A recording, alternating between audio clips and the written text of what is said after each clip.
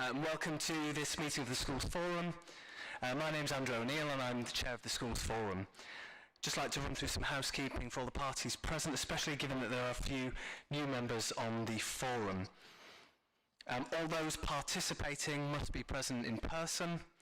This event is also being streamed live on YouTube, and members of the public and the media are welcome to watch this evening remotely and listen to the discussions taking place. To keep everyone safe, can I remind all those present in the chamber to keep a face covering on when moving around.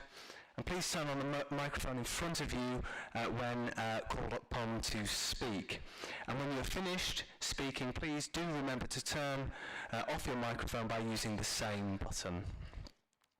To comply with government COVID guidelines and keeping everyone safe, could I request that members remain seated even when speaking? Please keep to seating arrangements and follow guidance given about moving in and out of the chamber. Members of staff are available to help. At the end of the meeting, please leave straight away and don't chat in the hallways as the risk of COVID spread is higher indoors. Now I would like to welcome all those in the council chamber and to those watching on YouTube. So if we move on with the agenda, we start with agenda item A1. Apologies for absence. We have had apologies from Maria Arana, Sarah Barrett, Wasim Butt, Kathleen Williams and Stephen Keogh.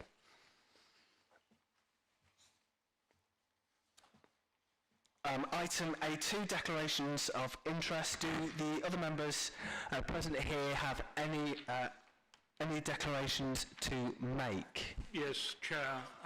As a Governor of the ABSA, Avondale and St Anne's Federation, I ought to declare an interest in respect of item A11. Okay. Which is the maintain nursery supplement. Yep. Thank you, Peter. Catherine, can you make a note of that, please? Any other declarations? Veronica. Hello. I think that relates to me as well. Yeah, okay. Thank you. Noted. Thank you, Veronica, and welcome to Veronica, who is here this evening representing nursery schools. So we move on to item A3, which is the minutes of the meeting on the 16th of June 2021. Is there anything anybody would like to raise in relation to these minutes?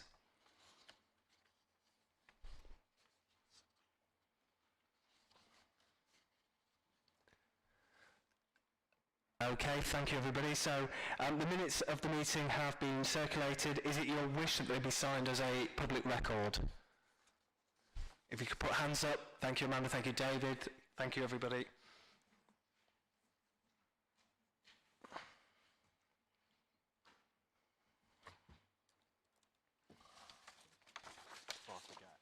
Thank you.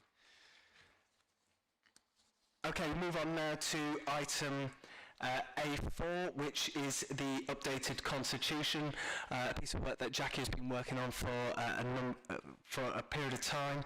The constitution was discussed at length at the last forum meeting, and as part of the review of the forum's membership was refreshed over the summer.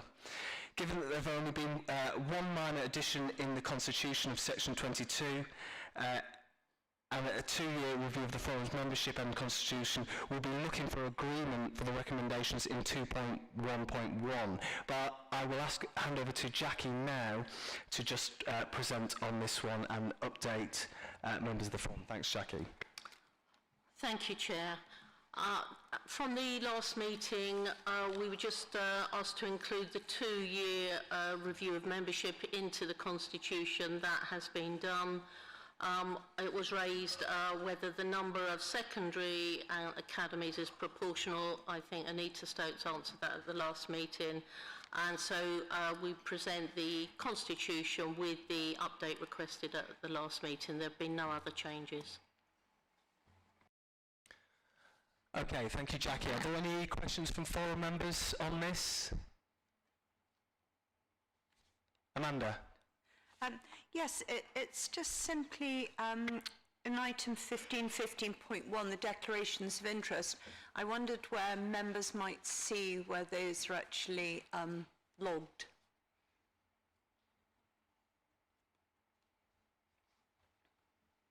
Question for somebody in the local authority, perhaps Catherine or Jackie, I'm not sure. Jackie, do you want to take that one?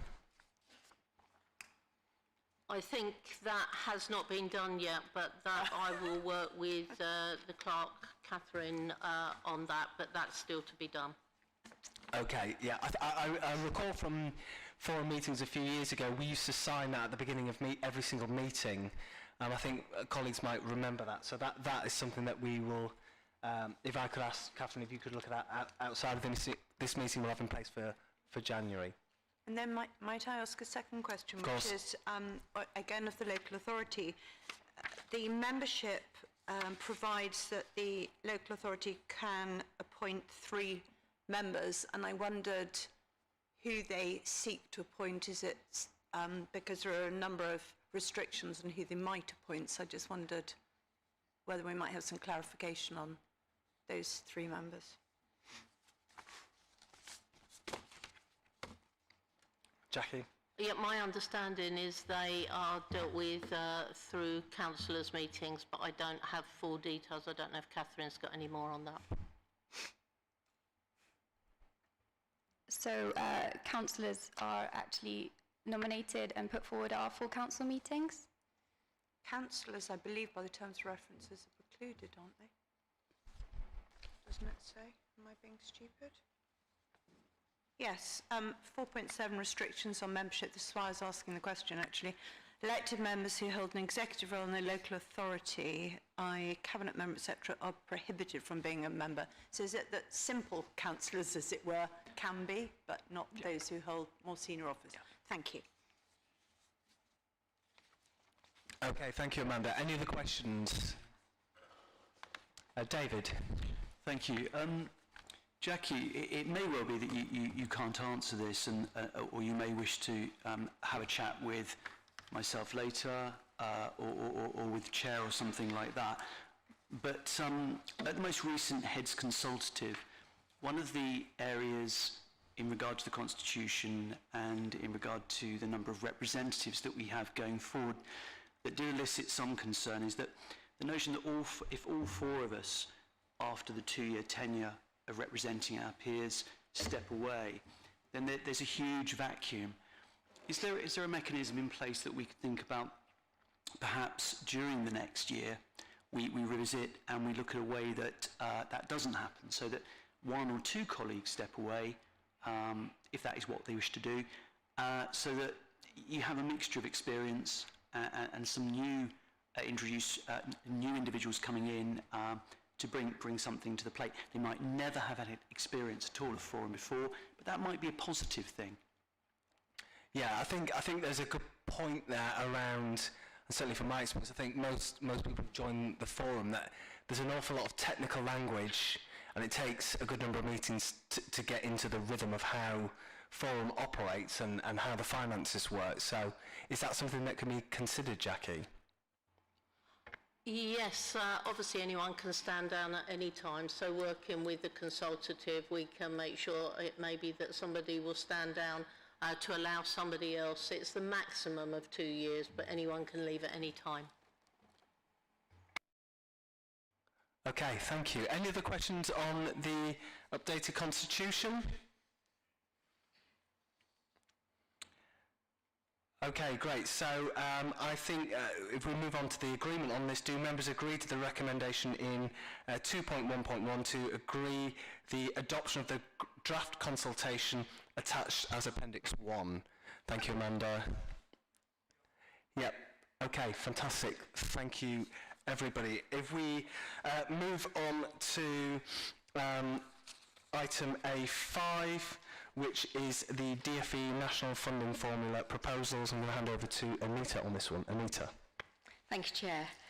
So you will see that this paper covers the consultation by the Department for Education on the move towards the hard national funding formula. And following consultation with head teacher groups, we submitted our consultation response by the deadline required. But there will be a second stage to the consultation that will obviously come back to the forum as well. Looking at the key proposals that are shown in section 2.3, is that we will continue to set the local formula next year, and then the proposal is that from 23-24 that we would need to move 10% closer to the national funding formula factor values, and then the year after that 15%, and the year after that 20% closer. We're obviously awaiting the outcome of the DFE consultation. Those are just the proposals at the moment. Another key change is that the aim that all factors are, or all funding is allocated via the national funding formula, which will potentially affect schools receiving growth or falling roles funding, and also premises funding, which is the split site factor here. And I think schools already know, but just to point out that there is protections for schools. So while we still have the local funding formula, we have the minimum funding guarantee that says that schools can't, says that at the moment the schools will gain at least a percentage per pupil each year compared to the prior year. And once there's a move to the national funding formula, there's funding floors, which are again based on a minimum increase per pupil. And the last change I was going to mention was the proposal to move maintained schools to be funded on an academic year basis, even though they still have to count for things on a financial year basis. They were the things that I wanted to raise. I'm happy to take any questions or comments. Any questions from members?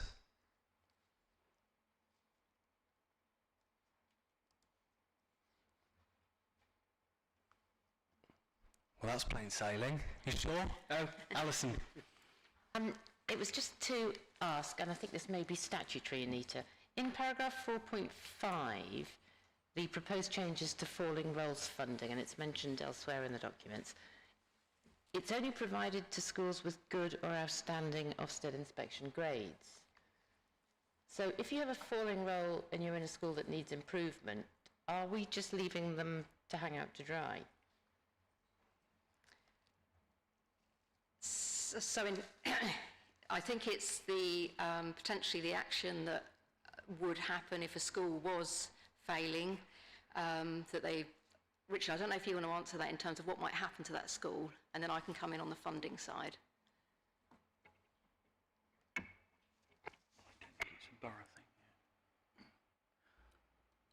Yeah, I think the key point in the question was about a statement about being hung out to dry. I think what we would say is that any school that did have an adverse Ofsted or was in need of improvement, we would work with that school and also support partnership as well. So we'd have to look at the individual school situation, but we certainly wouldn't leave a school to hang out to dry. We would look at what we could do to support that school. Can I just come in there? Do we therefore need to consider the wording provide funding only to schools with? We don't have any discretion over that. That is what is in the funding regulations. So we can't support them by giving falling roles funding. We can only support them in the ways that Richard points out. Okay, yep. Fantastic. Any other questions? Yes, Chris. Yes, I've raised this before. It's counterintuitive to me to actually have, you've got falling roles, you've got a school that is underachieving, and it can be for all sorts of reasons, and I don't see how that can be fair for that cohort of children not to... I understand what you're saying, if it's statutory guidance that you don't actually fund that, but I think there needs to be a little bit more thinking around that, and perhaps the wording needs to be a bit more nuanced to actually take into account the fact that we would want to be supporting a failing school. If there's lots of other issues about why that's a failing school, then that's one thing, but actually you can be a failing school because you've got falling roles and you don't have enough funding to recruit sufficient staff, for instance. It just doesn't seem very fair. Yeah, is this wording that the DFE have provided, we have to follow. Is there any way of going back and lobbying the DfE, or are we just saying that there are other mechanisms within the council for funding and supporting those schools out of the school improvement service? Yeah, it's more about supporting the school. The DfE are not going to change their minds about this, and this is absolutely direction of travel on the national funding formula. So while I agree with some of the points that you make, it's not something that we can have within the falling roles funding, but there is the support provided. David. Forum attempted to address this some years ago, and we lobbied and we contacted Nick Gibb, Minister of Schools, but it fell on deaf ears. And Anita's absolutely right. It's ridiculous. Absolutely, Alison, completely. It makes no sense. But that was, and I think remains, their emphatic hardline stance. Yeah, we can attempt to revisit this if everyone was keen to do that. But the last time we did, as I say, we didn't succeed in achieving anything. Jagdeep.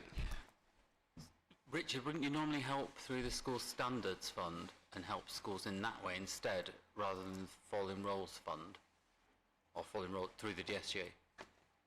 It's an interesting point, is that we have in the past had a sum of money within school standards to support schools that we've had, where we need to provide additional support. I think it would be fair to say, because of the pressures on the DSG, that's a grant that a budget that we no longer have. And when I was just listening to you talking, I think it does raise that issue about how we do use the funding that we do have in the system as a partnership.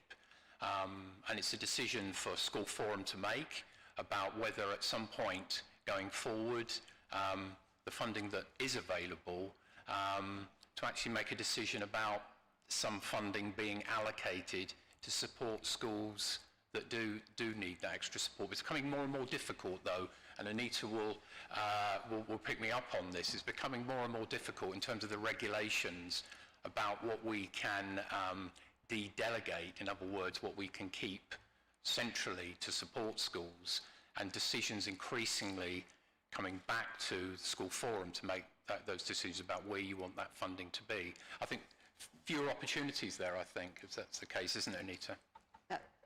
That's absolutely right, Richard. The way that the council receives funding for these sorts of functions is being regularly reviewed and changed, and as Richard says, less opportunity for how we may have some flexibility around funding and how we can use it to support schools in these circumstances. I think it very much ties in with the later paper as well on the school role projections and how we deal with the system, the school system as a whole, and the funding that's available for the number of pupils that are in the system. So I think that's as much as important part of this jigsaw as anything.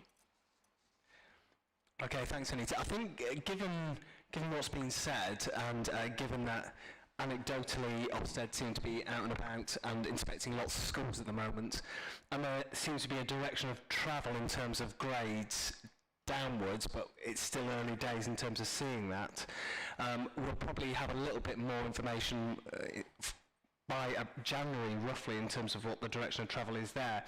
Is this something worth coming back to as a separate item to this agenda piece, which we can't disagree with what the DfE are saying, but we come up with a creative solution as to how the council and officers might support schools that drop off outstanding or good? Yeah, yes, certainly. Does that seem reasonable to other colleagues here, that we come back to looking at this and how we solve it? Chris?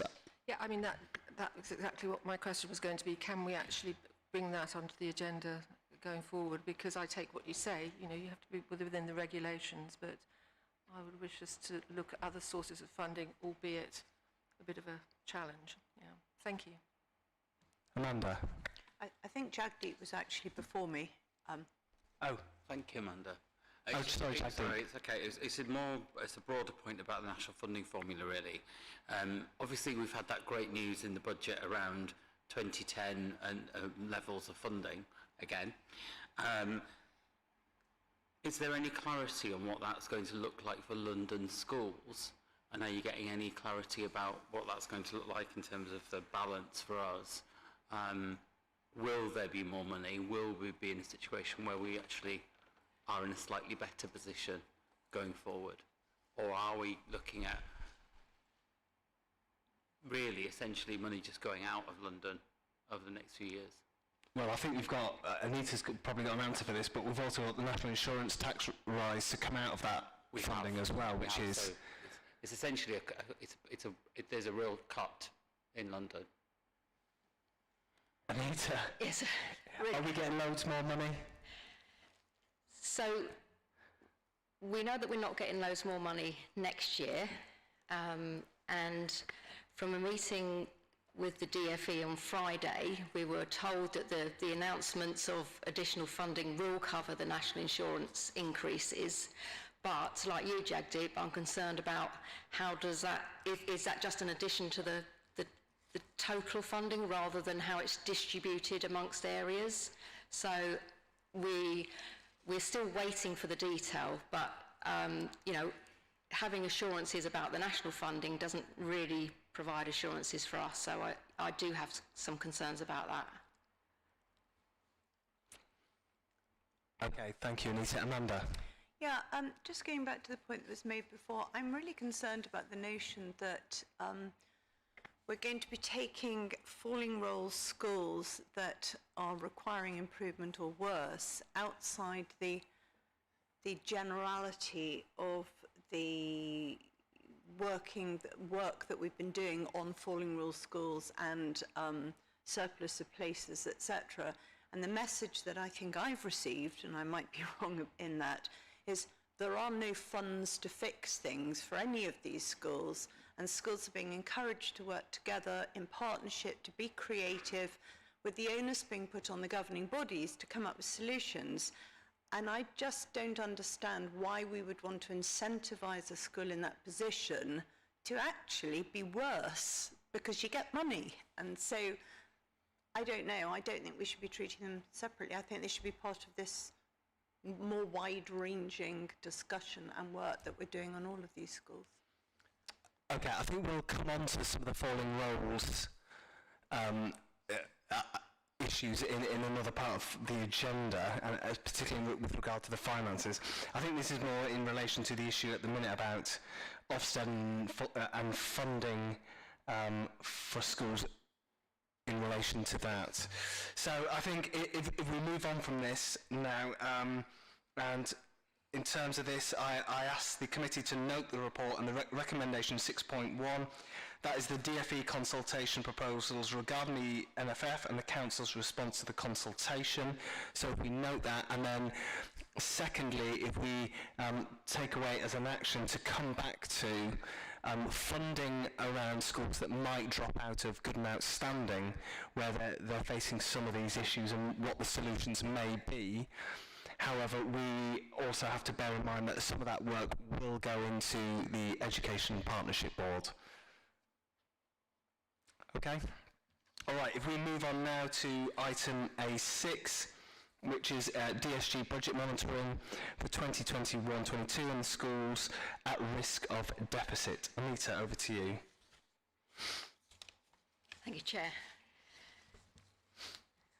So as is usual with these reports, we're showing the current dedicated schools grants and then the forecast against each of the blocks and each of the areas within those blocks. I don't think there's anything that's too much of a surprise here, but if I just pick out the main points from each of the blocks, the early years forecast overspend of 496 is wholly expected because it reflects the decision at the last forum to allocate 496 to early years providers from money that was relating to 2019-20. There will be a final adjustment to the early years block later in the year. Moving on to the schools and central schools block, we've got a small underspend on falling roles and growth, but we do have overspends on the school reorganisation costs and admissions. And I will just mention that the admissions overspend to do with fair access payments, where it says about asylum seekers, just to be absolutely clear, that doesn't relate to the Afghan evacuees, that is the non-Afghan related pupils. Moving to the high needs block, which as always is our most significant area, and we're projecting an overspend of just over £1.5 million, and that is higher than we had forecast within our deficit management plan, where for this year we were expecting about a 1.1 million overspend. The overspend is in the areas that we expect. It relates to the top-ups and the cost of independent placements, and is reflecting the increases in the number of pupils with EHCPs and the increases in the costs. And we will need to continue to review these high needs costs in conjunction with the high needs review group, and one of the things that we will be looking at is doing a review of the new banded approach, where we knew the costs would go up a bit, but the costs seem to be coming out even higher than we had anticipated. So it is appropriate that we do a review in the next term. So overall, we've got a forecast overspend of £2,073,000, which increases the cumulative deficit to £7,463,000. That is lower than we had anticipated in our deficit management plan. However, the concern is that the high needs overspend is running at quite a bit higher. Therefore, we'll start going off course on our deficit management plan. Okay, thanks, Anita. Is that overspend in part due to increases in EHC plans that we're seeing in the primary sector in particular? And secondary, actually, across the board? It is, yes, but I don't know if Julie might want to add something else. Just to say, we've seen a 7.5% increase over the last year. Okay, thank you. So we obviously have to meet the needs of those children if they meet those thresholds. Are there any other questions from forum members in relation to DSG budget monitoring? David? Yeah, Anita, the 3.9, the overspend, how does that compare to, for example, Hammersmith or Westminster or Camden? I'm just interested, you know, context is everything. And I know that this forum and I hope the borough per se likes to have a very expensive view rather than one that's very insular. And I think you can't do that if you're not mindful of what's happening just across the border. So it's a similar figure. Westminster do now have a forecast overspend on their high needs block for the first time. So it's similar once you take account of the number of pupils. Comparing to Hammersmith and Fulham is a bit difficult because they've had safety valve funding, so we wouldn't actually be comparing similar funding levels to that which we receive in Kensington and Chelsea. But I think we have done some benchmarking of costs before, and I think perhaps that's something that would be quite useful to take back to the high needs review group. I think that would be a good thing to do. Sure. Thank you. Thank you, David. Peter? We still seem to be spending quite a lot on independent placements, and indeed running ahead of budget. I just wanted to ask whether the new autism school on the Bulby site was receiving any pupils at the moment, and whether we could expect any relief when that comes through. I can reassure you that the school has over 50 students there. When it's full, its capacity will be for 80. We're anticipating by the end of this term it will probably be 56 children, young people. So we're certainly being able to maximise that in terms of placements of our own residents in a local school. The pressure in the independent sector is the increase in the fees. Yeah. So not numbers of outplacement, but just fees. We're really not seeing significant numbers in increase, and in fact what we're seeing is a much slower rate of increase than we are seeing in other areas. So we're managing to control it by offering families a really good local alternative. It's just that the cost of each individual placement is going up more than the rate of inflation. Yeah, thank you. Thank you, Peter. Any other comments on this paper? Amanda? It's not a comment generally, it's when one comes to the recommendations. Is it appropriate to ask for something additionally at this point? Yep. Specifically, obviously just above this we were looking at schools at risk of deficit, and what I wondered whether Schools Forum might request is that some sort of statement where the LA has regard to schools identified as at risk when making any decisions that could impact budget or role. E.g., I'm thinking specifically of the placement of the Afghani refugees here, where I don't think that was thought about before there was an understandable swift move to try and secure placements for them. But I think I would like something, I would like the forum to back the notion that the local authority does have regard to its schools most at risk before it does anything similarly again. Anita, do you want to take that one? Or Sarah? Yeah, I think that's reasonable. We would have mine. If a similar situation presents itself, we will be mindful of those schools with falling roles. Thank you. I'm sure those schools will be very appreciative. Thank you. Okay, so if we move on to the recommendations, so I ask the committee to note the report and the recommendations in 5.1, which are 5.11, the 21-22 DSG allocation of 77.648 million and forecast overspend of just over 2 million. This will increase the DSG cumulative deficit from 5.390 million at the end of 2021 to 7.463 by the end of 21-22. This compares to the deficit management plan of a year and cumulative deficit of 8.4 million, and the in-year Heine's forecast overspend is 392,000 higher than that in the deficit management plan.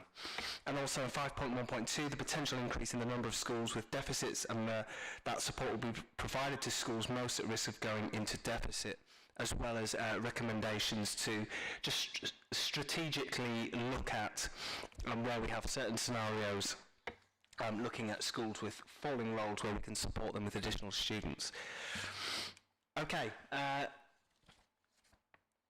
So if we note those recommendations in 5.1, and if we move on to item A7, which is the Chelsea Community Hospital School funding, and I'm going to hand over to Julie.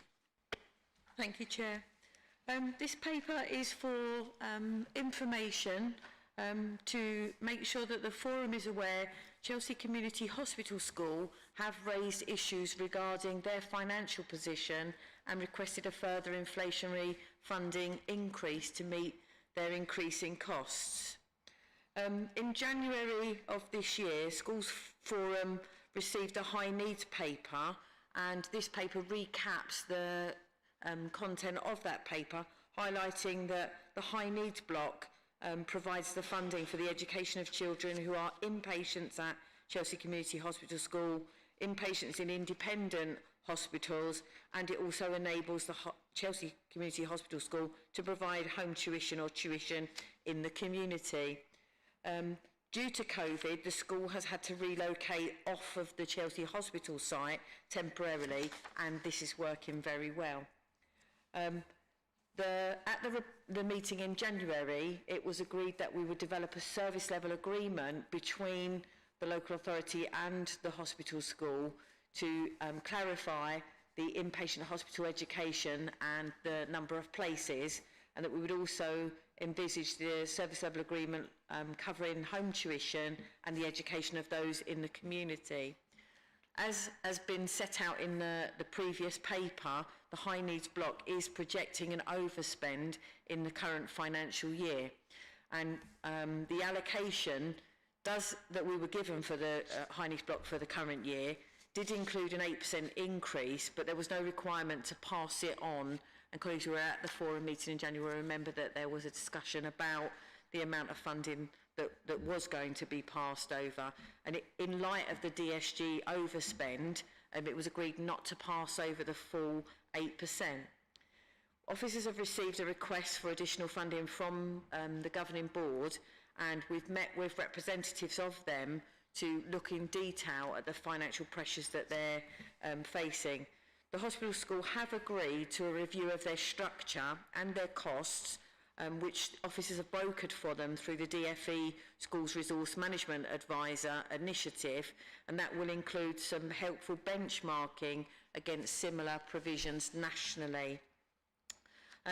Officers, with the support from the hospital school staff, will be submitting a business case to the Dfe for funding to reflect the additional costs of operating now on this separate site at Bayswater to provide education in the community rather than at the hospital. And then there are 3 recommendations for the forum: to note the business case to the DFE, to acknowledge that this work, this costing and benchmarking is going to happen with the DFE, and that importantly that we'll be bringing a paper in January that sets out all of the costing pressures and the outcomes from the benchmarking if it's available at that point. Thank you. Okay, thank you, Julie. So the key thing now is to wait, once the business case is submitted, to see what the DFE suggests and whether or not they can provide additional funding. Do you think that will happen by January? I'm going to let Anita answer that. I think we might have had some sort of response, whether we've got, you know, maybe able to work out an indication, even if we haven't had a full response, but I'm hopeful that we'll be able to work out from the response we've had. Okay, thank you. Any other questions on this paper? Yes. Peter? I'm slightly baffled by 3E, or it's not baffled, but this additional site that they're looking for to develop post-16 provision, that might be pretty expensive. Is that part of the submission to the DFE, or is this just something they'd like to do but are not including in their plans at the minute? Thank you. Jeanette, the head teacher, is actually here, and I think she might want to speak to that point. Just put on request to speak. I hope it's worked. I have to say it's really nice to be here again and see you all, because it's felt so strange, hasn't it? Particularly as we're in the hospitals and so separate from everyone else. I first of all want to say that we actually teach at 7 different hospitals. So, you know, our remit is throughout Westminster and Kensington and Chelsea.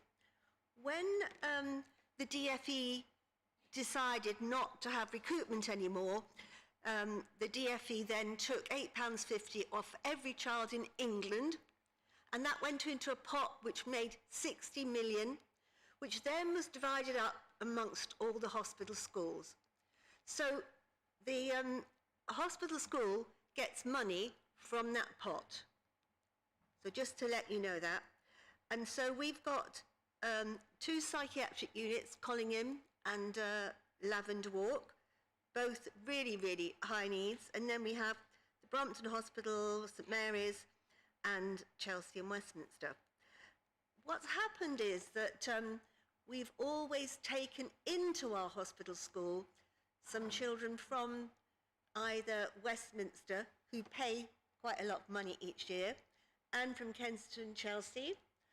And they come from all of your schools, and particularly your secondary schools, young people that haven't managed, that have done something really dangerous or have had psychosis. So really serious children, seriously ill children.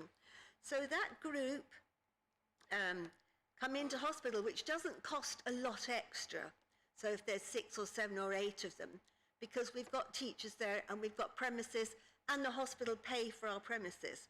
So the hospitals pay for our premises, and the DFE pay for our teachers. What happened when the hospital said you cannot have your students who are not inpatients here anymore? We had 15 children who were doing their GCSEs, and we needed to find a space for them. So we have got somewhere, Bayswater Centre, that was closed for about 7 or 8 years.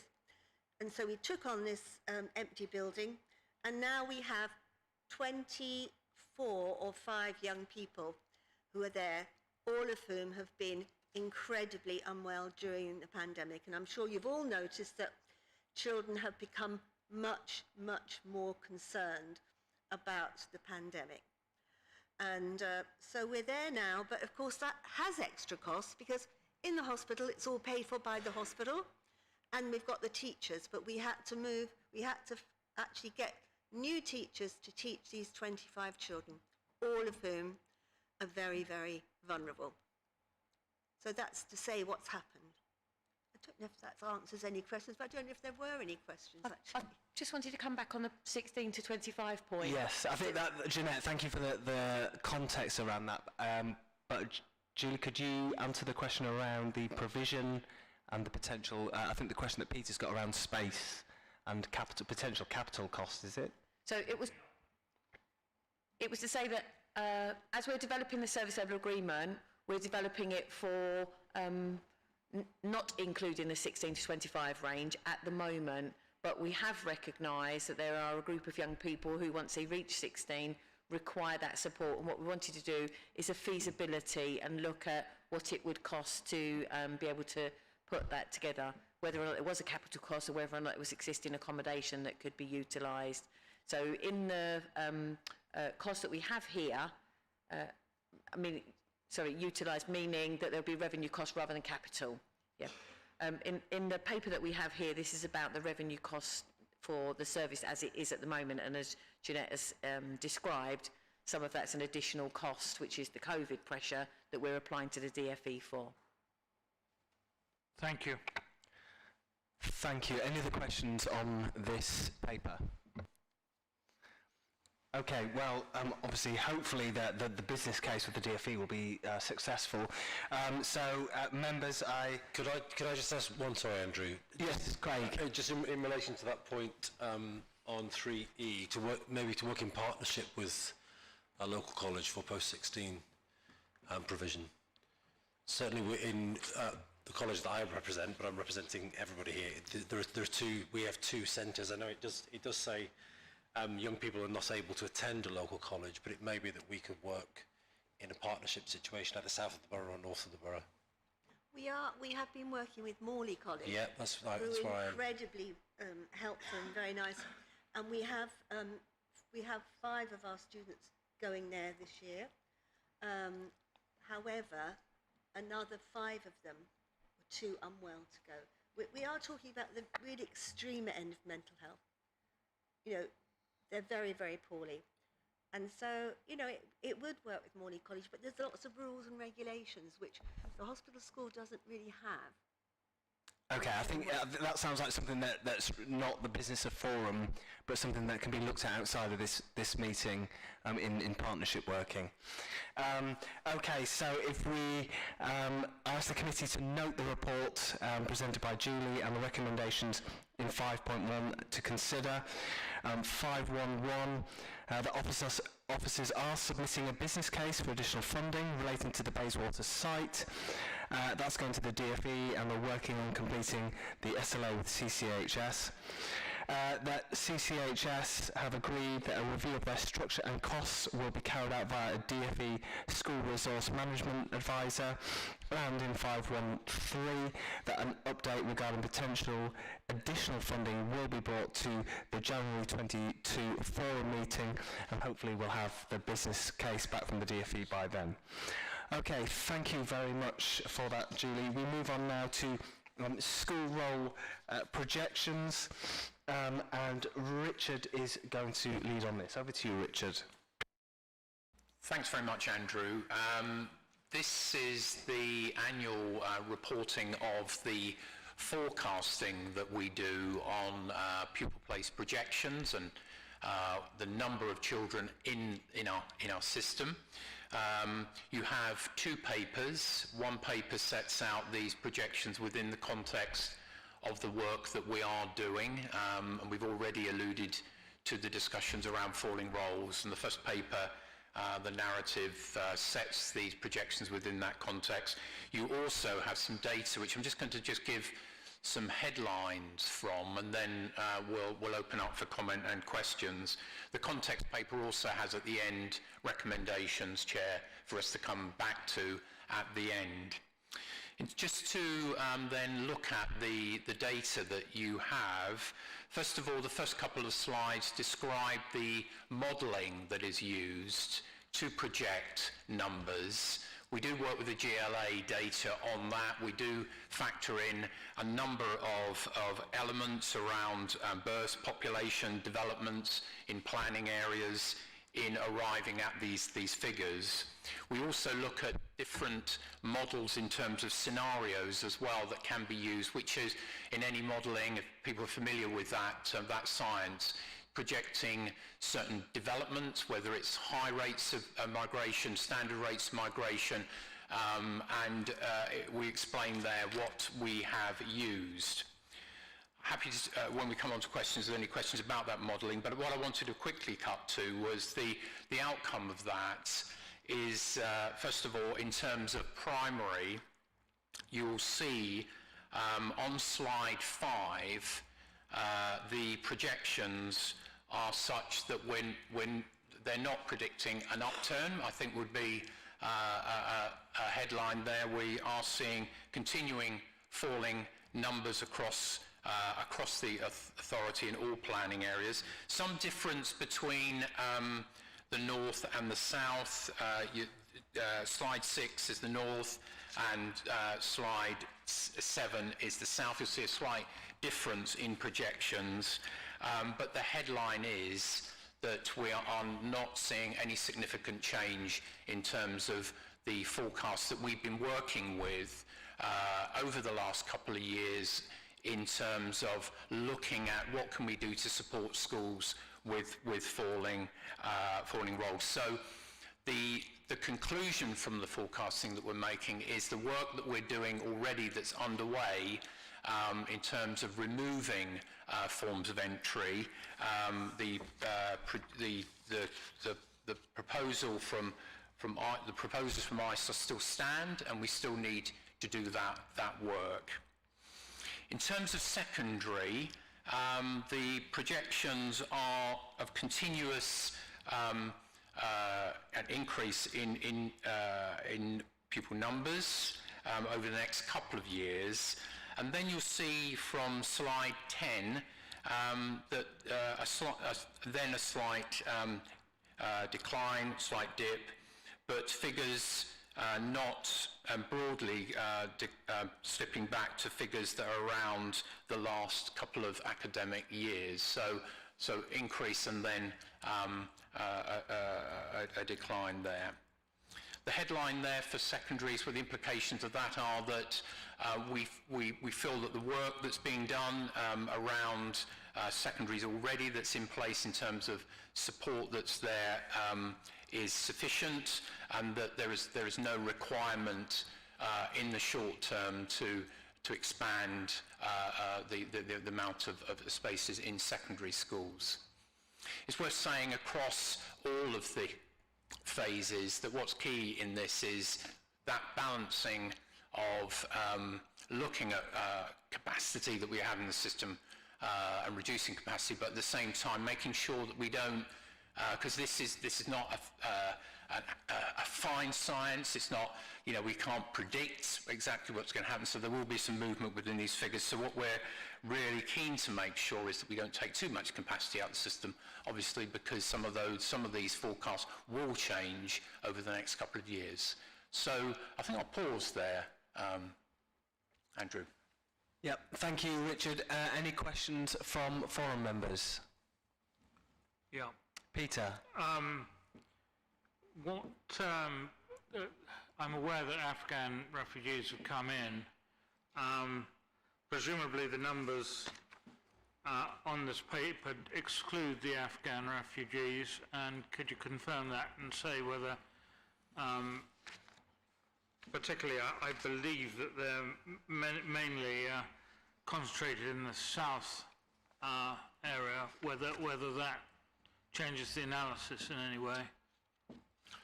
Yeah, the original forecast that were done did not include the Afghan refugees. So of course, what we're just picking up on what Sarah said earlier, so that will be in terms of placements, that was taken into consideration and will be taken into consideration in terms of future placements as well.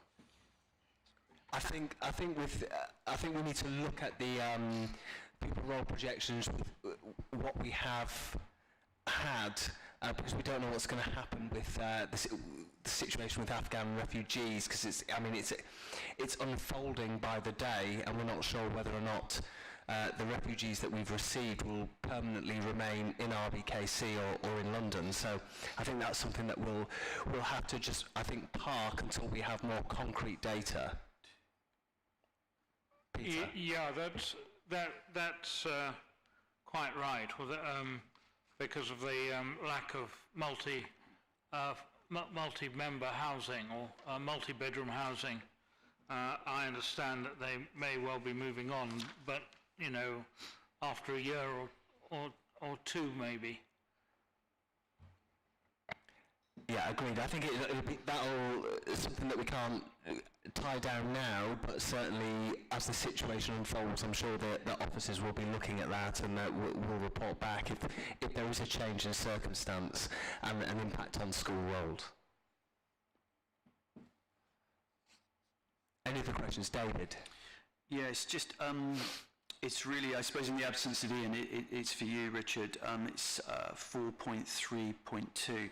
I know that there's reference there to one specific school and head teachers are aware of that, but then if it's linked up to 5.1 where it says that whilst on target with the removal, is that specifically alluding just to that one school? Because, you know, sorry to sound cynical, that's not going to make a huge amount of difference. Or are there negotiations that we're not appropriately not aware of yet for other schools to go from 2 forms of entry to 1? I mean, the answer to that, David, is there's nothing additional that we're saying here. That has been a big step there, the removal of that form of entry, and in line with the ISOS recommendations, that means we still have further work to do in terms of 1.5 reduction in forms of entry. But also to say discussions continue with those schools that were identified as high risk to see where those reductions can be made. Richard, am I right in thinking that the decisions around that will be looked at by the Education Partnership Board, working with ISOS, and that we will remain focused as a forum looking at funding for schools? That's a useful clarification, Andrew. The role of the Partnership Board is to make those strategic decisions around taking forward the work that ISOS have been doing and strategic planning. And as you say, Andrew, I think it's the role for the forum to look at what we've already had an earlier discussion. What's the implications of that for funding and how we shape the funding that's available in the system? Jagdeep, I think you had your hand up. I do. Just looking at the graph, the first one about primary school roles, the main fall has actually already happened, according to that graph. The actual rate of decrease is starting to slow, and we've lost 443 children, roughly, in the last 4 years. Going forward, it's only 180. And it is evident looking at the north and the south breakdown that is clearly in the north, because it's 50 difference in the south. And although David is right to point out that half a form won't make a difference because that's already been factored in, really, I suppose we need to it would be useful to actually have a bit more clarity about what the plans are in the north at some point in the near future, so that we can actually get a bit more of a, I suppose, a bit more stability in the system for families and children, and to make sure that the education system that we have remains good or better. Sorry, the immediate response to that, Jagdeep, is that I think what that illustrates is that the steps that we're already taking in the current context is appropriate, given that, you know, we've seen the most significant dip there. But also it does raise the issue, which does allude to our strategic plan. We've already taken these figures to the Education Partnership Board, and there'll be a discussion with the Education Partnership Board about what does this mean going forward. Yeah, we need to look at what our options are going forward, and whether we need to have a look at that strategy in terms of what it means for the North and South, but we need to look again based on the forecast. Okay, thank you. Amanda? Yeah, just as some people will have seen in the minutes from the last meeting, we discussed in forum whether the ISOS working group was going to look at the revised figures post the recent census, and so I would ask forum whether they wish that to go ahead, and I would assume if we were to have that happen, then that report or analysis, as you will, would then go to the Educational Partnership Board and come back here. Absolutely right, Amanda. The next step will be a further discussion with the Education Partnership Board about what our current data is showing, what it means for the current recommendations and plans that we have, and whether we need to make any changes to that. But the question I had specifically was, do you want the working group to meet to consider the revised figures post the census or not? I'm going to leave that. I think my understanding is that with officers, this has now moved into the work of the Education Partnership Board, working with officers to report back, rather than the forum instigating the working party, which I think we agreed had come to an end. So sorry, David, apologies. I'd be keen for us to discuss that and to revisit it. My view, for what it's worth, is that that would be a mistake. I think something that doesn't appear anywhere is reference to single form entry schools, and I'm not talking here with a vested interest. My school is full to capacity with long waiting lists, but there are a number of single form entry schools that can't go anywhere in terms of a strategy to reduce numbers. That is something that I'm not sure we have capacity ourselves to address. And before it goes to Partnership Board, it would be useful for there to be some kind of strategy. It doesn't matter whether they're Catholic schools, Church of England schools, or community schools. There are a large number that will be adversely affected going forward. Yeah, I mean, Richard, is there anything else from you on that? I think my understanding going forward from officers is that the Educational Partnership Board will be looking at the strategy, and that will be their work working with ISOS, and the work of the forum will be around funding and how we meet the need with regard to funding. Is that correct, Richard? My understanding of where we'd got to, and the reports that I had on recent discussions about whether we continue with the ISIS working group, I think there was a view that with the role that the Education Partnership Board plays now, that in many ways will take that forward. But that's not to say there may be, from this discussion, room for a working group, but that probably needs to be worked through, I think, Andrew, about where that's at. Yeah, I think this probably is work for Sarah and Ian and their team to look at this together, because there are two different functions of the different groups, and certainly the membership of the Educational Partnership Board are tasked with looking at strategy of school organisation, whereas we are looking at the funding and the implications of how we fund schools. Sarah, do you want to come in on that point? Yeah, thank you. I think it's fair to say that the falling pupil numbers is a strategic priority for us in Children's Services, and we will absolutely want to work together on it. So if there's a need for a further meeting, let's have it. Okay, David? Yes, I mean, like David, I don't have a direct interest in this, but it's interesting to hear the debate unfold. I hear what you're saying, but then part of me is thinking the strategy and the funding are the two sides of the same coin. And it goes back for me to what Amanda was saying, which is that we know that in terms of how we're supporting falling role schools, we know that there are schools which are currently requires improvement or even special measures which are actually good. We all know that, and we know that there are schools which are currently good or outstanding which are actually not in that category. So it's too crude the way that's put at the moment. But equally, if I understood Amanda correctly, that this kind of investment in school improvement does need to be part of a broader strategy.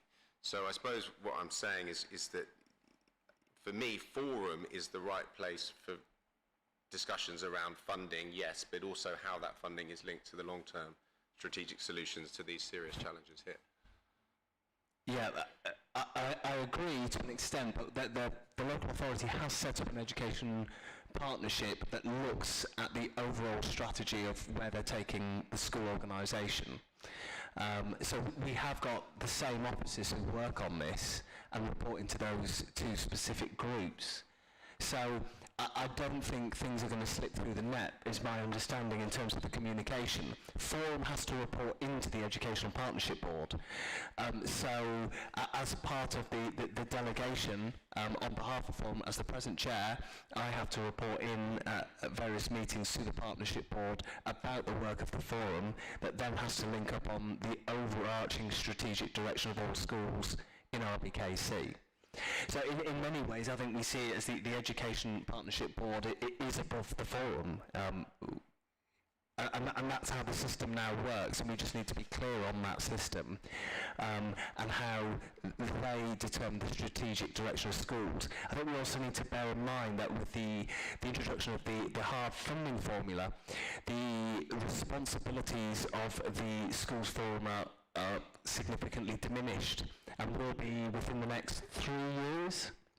So having that partnership board in place is really important as a backstop to ensuring that the local authority can maintain the strategic directions of schools. Amanda?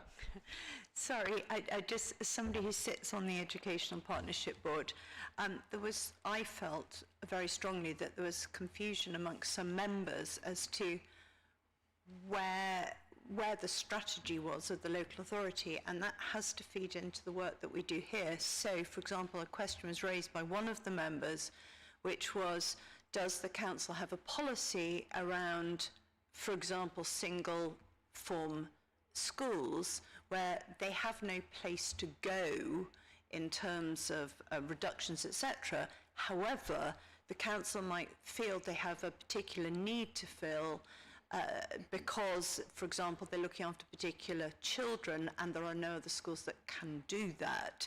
So without understanding that policy, I don't see how this body can determine the spend.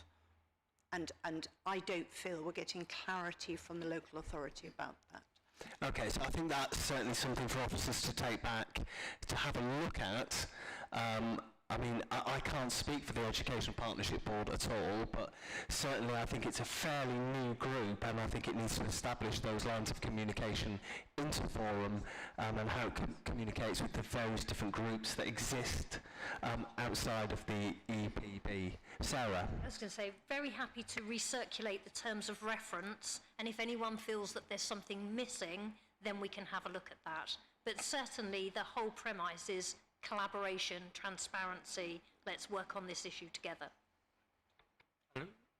Chair? Okay, I think Chris had it first. Or Peter, do you want to jump in on something specifically there? Yes, I mean, I was going to say, I mean, if this board is meeting and considering these matters, can we have a report back so we know what they're thinking? Many years ago, I used to work on, or at least was a member of a local authority, and we were, we did get.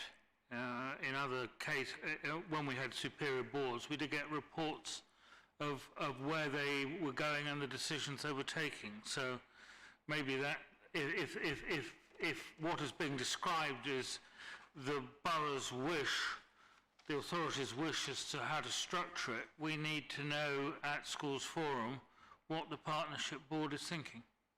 Yeah, I think that's a very good suggestion, Peter. Chris?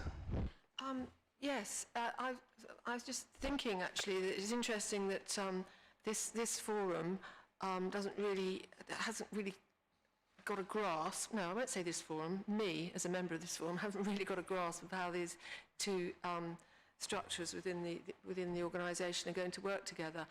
And it's early days actually, because I think the Education Partnership Board has only been in place for one academic year, if that.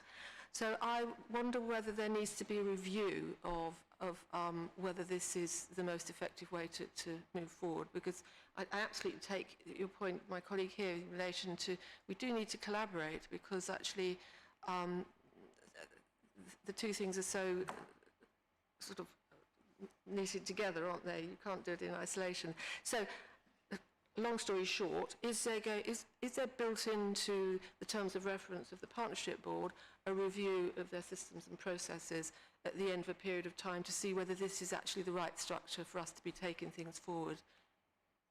Yes, I believe there is. Sarah, do you want to come in on that? We need to remember that Forum is a statutory function of the Council, and that we're less than a year on the Education Partnership Board, so I think that there's clearly some teething problems with regard to communication, but I think the concept of it, and Sarah might correct me here, was for the Education Partnership Board to take away some of the decisions, difficult decisions from Forum around school organisation.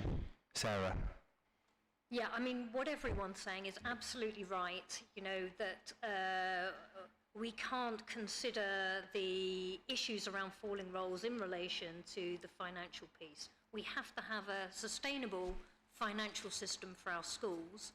However, there is a piece of work about how we work together to ensure the system can be financially sustainable and the actions that we want to take to achieve that. Our thinking was that the Education Partnership Board creates a body to do that, and then the information is shared between Forum and the Partnership Board. But as I say, let's recirculate the terms of reference for the Partnership Board and see if we've overlooked anything, because we can certainly make amendments. Okay, noted. Are there any other comments on that? Mariella, sorry. Thanks, Andrew. As somebody that sits on that board, I would echo what you've said, Sarah, and I think we've had 2 meetings, and in fact the first one in the summer term was pretty much an introductory set-up one, and I think this is exactly the kind of meaty work that we can look at and pursue a strategic direction. Richard? Add, one of the things you'll see in the terms of reference was that what's really important is the interaction as well between School Forum and the Education Partnership Board, and I think that if that is about that working together and making sure that each of those bodies are working together to the same end, that strategic priority that we all share. So I think it's about us making sure that, and I think the point about information flow is really important, and in the reports that come back here, the reports that go to the Education Partnership Board, there's a shared intelligence about where we've got to, and I think that's what we need to work on. But as Mariella said, finding its feet, the Education Partnership Board, but certainly we need to emphasise the importance of the information flow between the two bodies. Yep. Thank you, David. I agree with what Peter's saying about reporting and the communication flow, but this slide here, which is in the PowerPoint slide deck, which sets out a strategy for addressing primary surplus, it's got a figure on it that has 5 elements: SEND provision, early years, partnership, reducing PAN, and amalgamation. Is that the strategy of the Education Partnership Board? The simple answer is it isn't an agreed strategy as such, as part of a broader strategy, but what it encapsulates is the steps that have been taken since the ISOS recommendations were made, and those are the areas that have been majored on. They're areas that have been talked through in terms of discussions with the Education Partnership Board and also with schools, and I think that it's the sort of building blocks of an Education Partnership Board strategy. Building blocks. So it's almost like that, you know, as part of a costed long-term financial strategy is probably the landing zone for where we're heading. Absolutely, absolutely. Okay. Okay, thank you, David. Right, let's move on. So I asked the committee to note the report and the recommendations in Part 5, that whilst on target with the removal of one form of entry, the projected surplus remains high at 15.4%. The position will need to be kept under review with potential to remove a further 0.5 to 1 form of entry. Any decision to reduce further capacity will need to take into account the risk and opportunity factors identified by ISOS as set out in 4.2, and that forecasts will be updated, reviewed by Forum and also the Education Partnership Board annually, and that also further action, Catherine, to recirculate the terms of reference of the EPB. Okay, thank you everybody. We move on now to item A9, which is the Provisional DSG and Local Funding Formula Review for 2022-23. Anita. Thank you, Chair. So, as already mentioned in the NFF paper, for next year, 22-23, we still set the formula locally, and there will be a minimum funding guarantee of between an increase of at least 0.5% per pupil and 2% per pupil. And if we look at the overall increase in the schools block, there's an increase of 1.7%. And then table 2 under 2.6 shows the elements that would be, that they're just the indicative figures at the moment that we would fund from the schools block. Most of them are for decision at the January schools forum, but we've had to put them in order for consistency in the comparisons on the models. There is an error, sorry, in paragraph 2.7, it says an increase of 1.8% per pupil. Actually, it's an increase of 1.64 per pupil, 1.64% per pupil, so my mistake, apologies. And the other thing in January that we will look at is the de-delegation amounts for maintained schools, for trade union duties and reorganisation costs. We haven't yet received any information about early years funding. I know there were some announcements in the budget, but we don't know what that's going to mean for Kensington and Chelsea, particularly as to how that funding will be allocated nationally. But we will bring a paper to January on that. In section 4, this just covers the principles that were agreed at the March 2021 forum as to the main criteria and principles for how the forum would agree on the appropriate funding formula option. So it was agreed in June that 3 options would be consulted on. Then after the June forum, we had the NFF consultation, which sort of slowed the direction of travel towards the NFF. So in discussion with the chair, we added a further option, which was just moving 10% closer to the NFF factor values.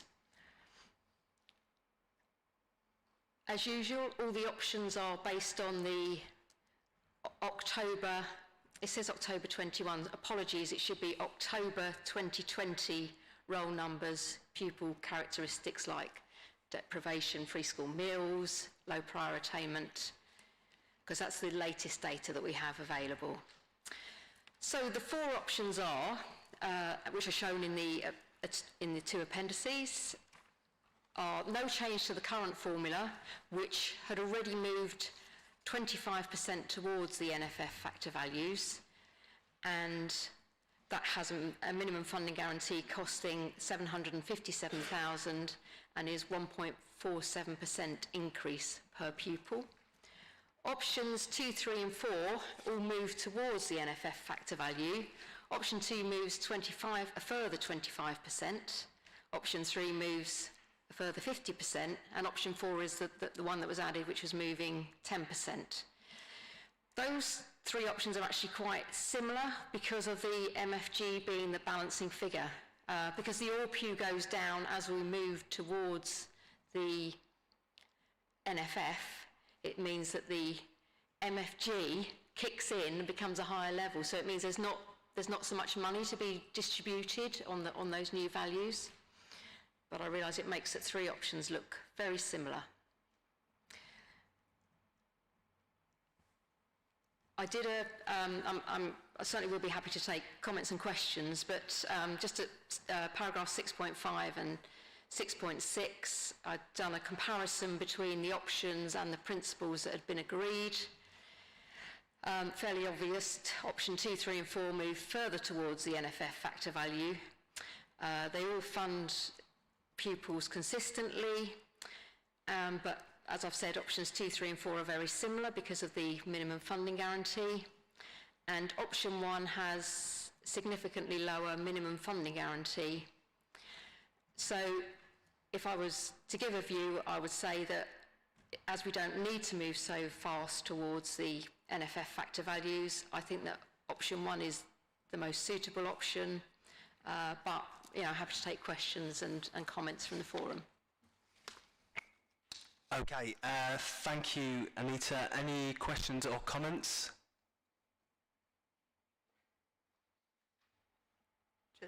Sorry, just all else Amanda. being equal, if there's really not very much, does it not make sense to select the option that most benefits those who are the most vulnerable of our schools? And I haven't done the analysis, and also I don't know what the school roll figures look like at the moment, because obviously there's been significant changes with the latest census. I think that's an interesting question, Amanda, is to what's the definition of the most vulnerable, because you could say the most vulnerable are the schools that have the most deprived pupils, or you could say those that are most vulnerable of pupil number reductions. Any of those options will not protect the schools from, I know I don't need to tell you, will not protect the schools that have falling rolls, because most of the funding is driven by pupil numbers. But the options, probably option 1 is most protective of primary schools with potentially falling rolls. Sorry, just to clarify, I suppose I meant the most vulnerable budget at this moment.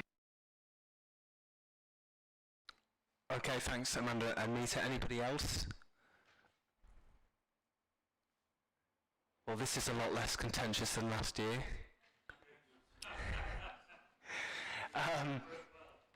So just to note that Kathleen Williams, who is not present, has sent an email through to say that she would vote for option 2. My understanding is, as she's not present, she's not able to vote, Catherine, but we will note that in the minutes. Okay, so I suppose if there's no more comments, given that it's the view of the local authority and the moves that we've made already at relative pace over the past few years towards that funding formula, that we go with option 1. Are colleagues and forum members happy to go with option 1? Yep. Well, there's a relief. Okay, thank you. Okay, thank you. So I asked the committee to note the report and the recommendations in 9.1. I'm not going to read them all out because there's quite a lot there. So the recommendation is that if you look at 9.11, 9.12, 9.13, 914, 915 and 916, and that at present we are we voted for option 1 with the APT to be submitted on January the 20th? 21st, I was close, okay. All right, thank you. We move now on to item A10, which is falling roles fund criteria. Anita, over to you. Thank you, Chair. So this was something that the Forum have asked us to review, and is quite timely and very appropriate to review our criteria for falling roles fund. And I would point out that in line with the NFF funding consultation, that in the regulations at the moment, it does say that we are only supposed to give out funding for falling roles where the school is likely to revert back to the original numbers within 3 years. And we do actually allow a lot more leeway than that, but that's just part of the context. Section 3 has got the current criteria. Well, sorry, 3.1's got the current criteria, and as I say, we have to have that criteria on Ofsted criteria of good or outstanding. That's not something that we have any option over. And at the moment, we give out funds to schools that have a reduction in their roll of at least 5%, and we fund that at the ORPU rate. And then we also require a business case to support changes that a school are going to make with that funding. So after reviewing our current criteria and the ESFA guidance, I've suggested 3 potential changes under 3.2. The first one being that I don't think it would affect very many schools at all that would be entitled to falling roles fund, but that we shouldn't allocate any funding to schools which have balances of more than, it's primaries we're talking about really, it's balances of more than 8% in line with the DFE criteria for high levels of balances. And I also think we should consider whether we give out allocation for more than 3 years. I believe that 3 years should be enough for a school to have taken the action that is required, and that we're giving enough safety funding, while they move towards any changes that are needed. We would still continue to fund, with the Schools Forum agreement, still continue to fund any reorganisation costs. And something else that we could look at is, at the moment, we fund so once a school has gone above a falling roll of more than 5%, we then fund the full ORPU value. But we could look at just funding 80% of the ORPU value rather than 100%. Oh, and sorry, I do need to, apologies that that the appendix need to be amended. I had inadvertently included the funding that was specifically for Grenfell schools rather than specifically those related to falling roles. So apologies for that. Okay, thanks, Anita. I've got a couple of questions on this. So firstly, I think I've mentioned this before, but in regards to submitting a business case, and how rigorously is that checked and monitored that schools are submitting something and they follow through on the actions to ensure that they are adequately financially planning for 3 years down the line so that they won't need falling roles funding in 3 years' time? So that's part one. And then the second part to that is, for schools that do submit a business case and do make massive adjustments that are very difficult, it does seem quite harsh to then say, well, you can only have 3 years. Can there be a footnote or something that we come back to, a potential loophole where we say, well, they have made huge sacrifices, they have made staffing adjustments that have been very difficult, but there are still financial pressures that the Forum are able to look and re-review that business case and look at a future year? Yes, and that's at the discretion of the Forum. Does that make sense, that question? 2 parts? Anita, does it make sense to you? Yes, it does. Yeah, good questions. Thank you. I think that's a really good point about the business cases, because we do consider the business cases in quite some detail before we come back to the Forum and say we recommend the falling roles allocations. What we don't do is any monitoring after that, and I think that that would be, particularly in the circumstances that we're in, it would be a very sensible thing to do, and I think it would be good if we did at least halfway through at least when we do the falling roles allocation, that we do feedback on progress against those business cases. And I also take your point about not every circumstance is the same in terms of a school with a falling role, and I think that we could potentially have if the business case has been delivered in full, I don't know, something else as well. I think perhaps we could consider something where to give the forum some leeway as to whether there should be further consideration. I could agree. I think that would be fine. Okay, thank you. Jagdeep. Now that we have thematic audits, perhaps that could be a thematic audit on schools with falling roles. Yeah, I like that, Jagdeep, yeah. Never seen anybody get excited by audits, but we'll move on. Amanda. Sorry, I just think it sort of goes along with my earlier point. This is all part of our general work on falling roles, etc. So the same arguments that might pertain to this particular school being helped out for a third or a fourth year, and then separately, some other school with some other different need. Fundamentally, what we need in this forum, if we're going to decide how we spend our money, additional monies or different monies, whatever it is a particular policy, a set of criteria by which we judge which schools we need to support or find the extra money for, and for what reason. Anita? I absolutely see your point, Amanda. I guess we do need to very much tie it in with the work that's being done in the Education Business Partnership, and I think we definitely need to do that. There will be some restrictions on what we can and can't do because of the funding regulations, but we absolutely need to work with the Education Business Partnership, yeah. And sorry, just coming to that, if we do think a school needs help, I think an arbitrary cut to 80% just makes no sense to me at all. You either are fully helping them to the best of your ability or you're not.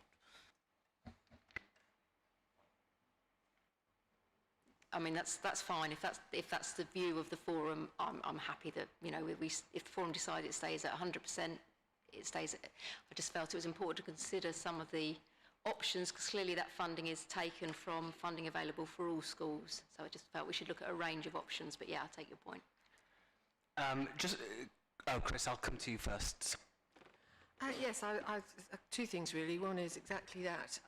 There's no logic to reducing it to 80%. You're either going to help or you're not. So my question was going to be why, but you've answered that because this is a pot, and if you've got more for other people. So, but yes, I echo what Amanda says there. Just going back to the 3 years and then no more. From my point of view, there's no logic to that, because if you think of, particularly and this isn't a criticism, but actually we had somebody describe the education, what's it called, group?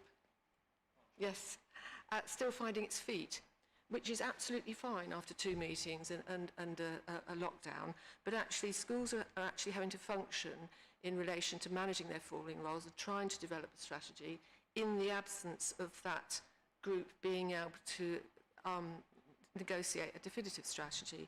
So I think it needs to be a case-by-case basis, and I know people hate that because actually, ultimately what will happen is that there will be a very strong strategic steer, but there isn't yet. And for that reason, I would argue strongly against, an arbitrary 2 years, 3 years. Now, I would balance that by saying, there's a timeline here, the money's going down. So actually there has to be a bit of a consensus around that, I think. But yes, I don't support a cut-off after 3 years. Okay, thanks, Chris. Sarah, do you want to come in there? Well, I think actually, I think it was probably all covered. There is only a finite pot of money, and we have to make sure that we're using it in the best ways possible. And sometimes, and this might be very unpopular, but sometimes the short-term fixes aren't the right way forward, and we do have to look at this strategically across the whole piece and make some difficult decisions. And that's the reality of the position that we're in. Sorry, can I just come back? I absolutely accept what you're saying. I just think there needs to be a little bit of negotiation around the edges there, and actually having hard and fast rules, I think, makes that difficult. But yes. Okay, can I make a suggestion with regard to what we do here? Can we bring this back to the January meeting?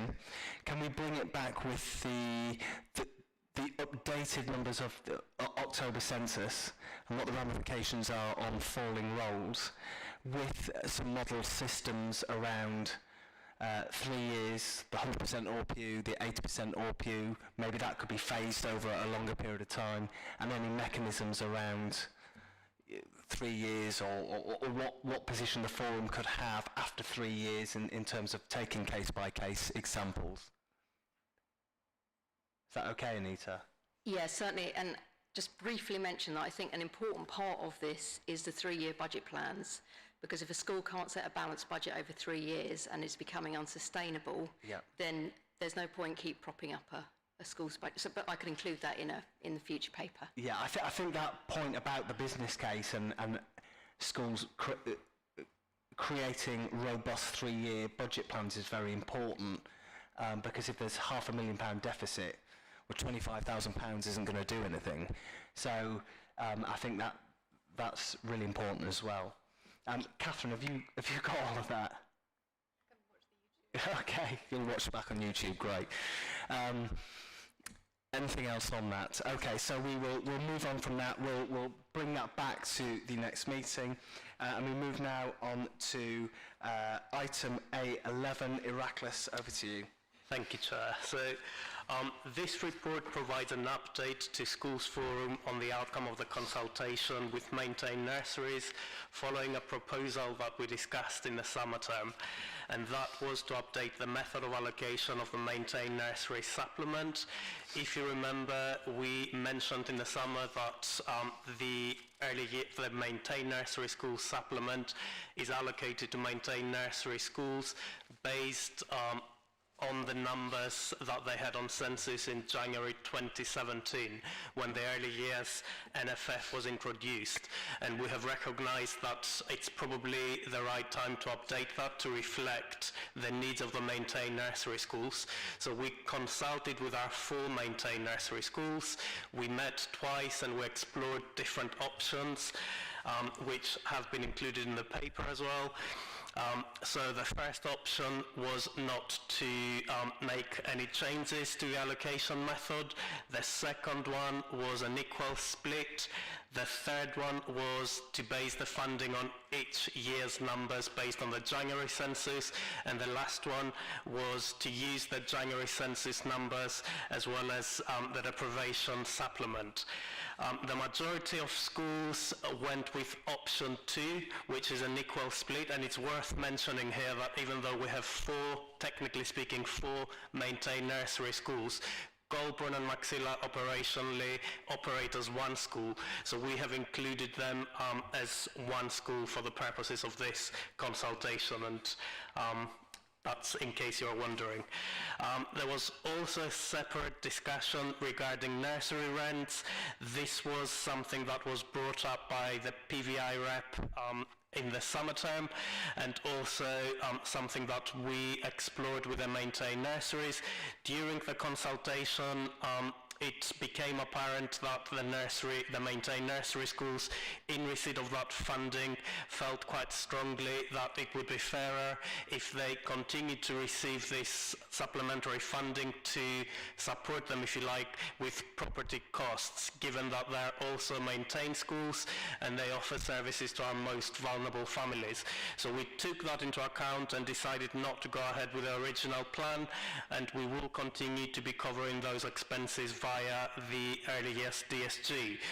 So the recommendation is for the school forum to agree the outcome of the consultation.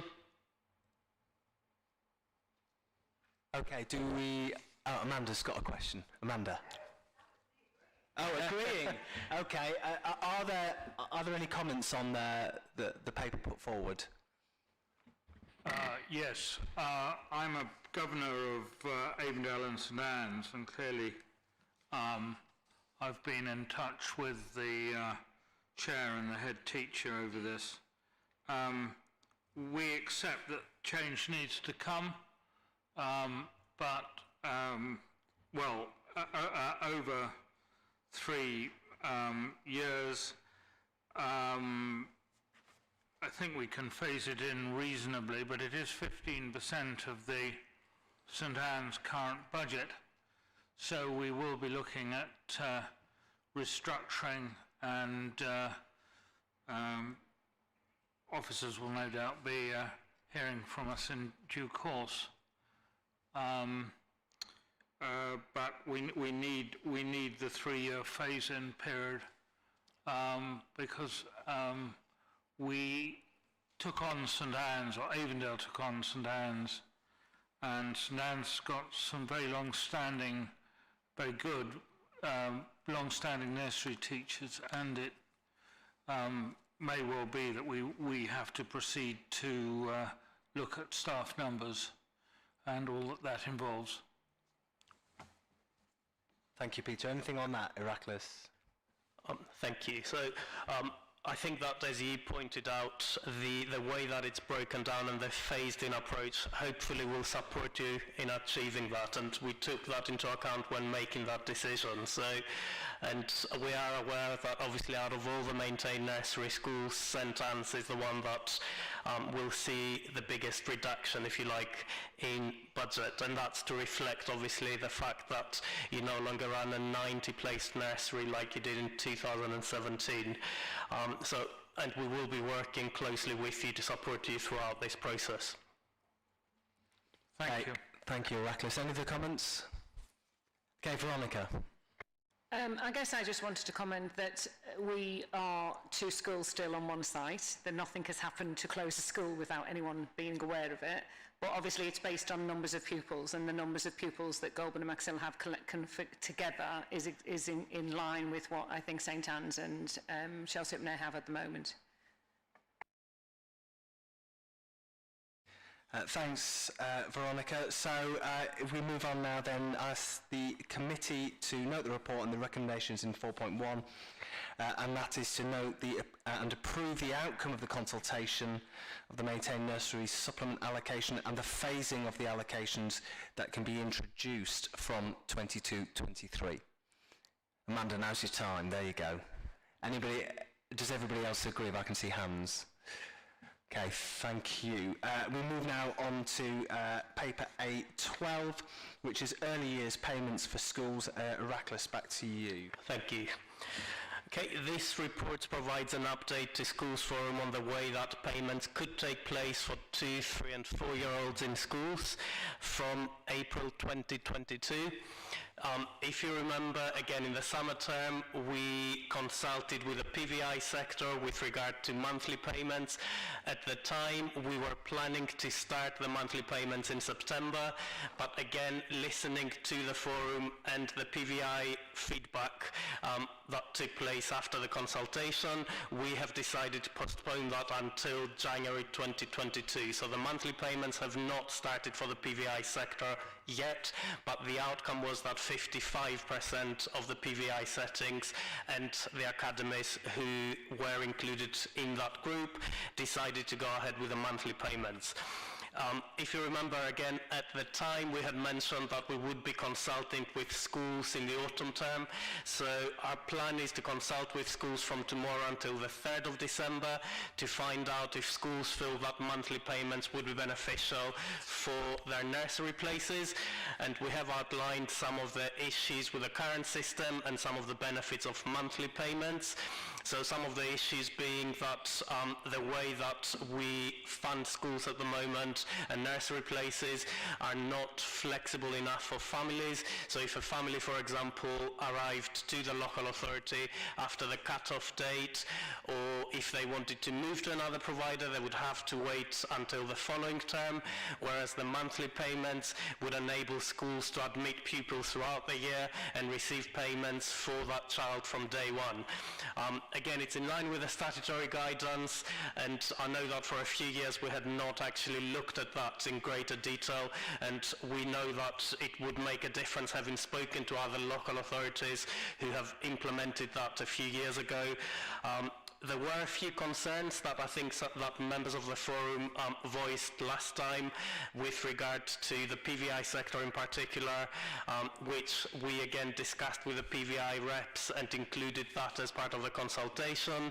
And some of the concerns were in relation to families, for example, leaving a PVI setting to move to the maintained sector without giving their notice.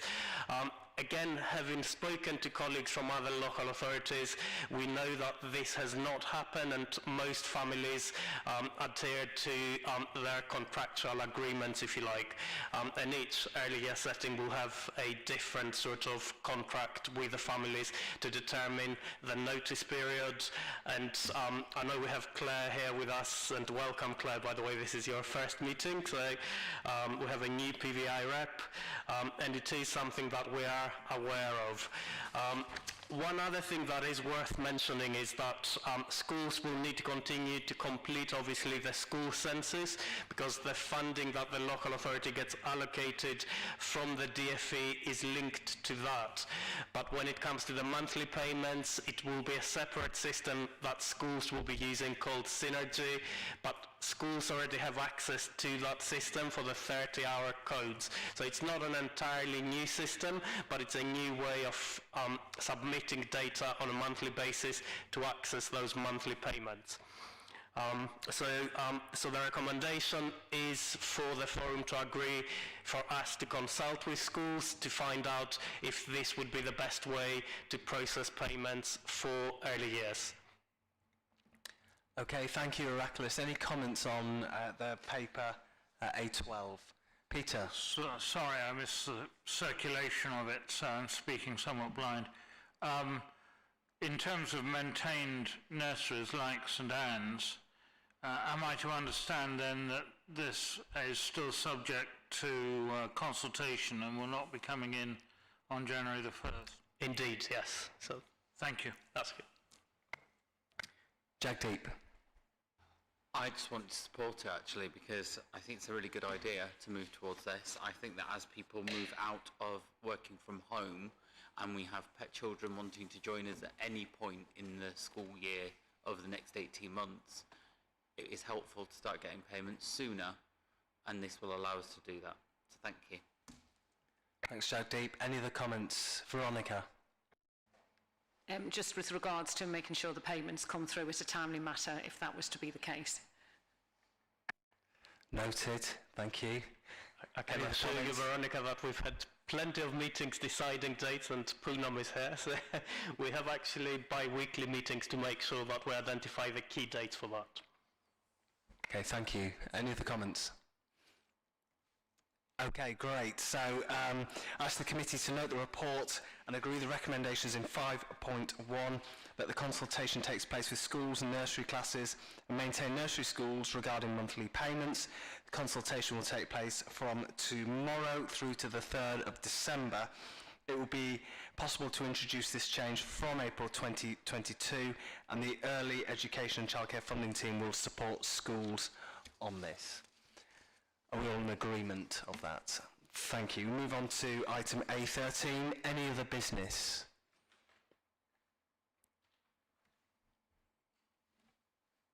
Okay.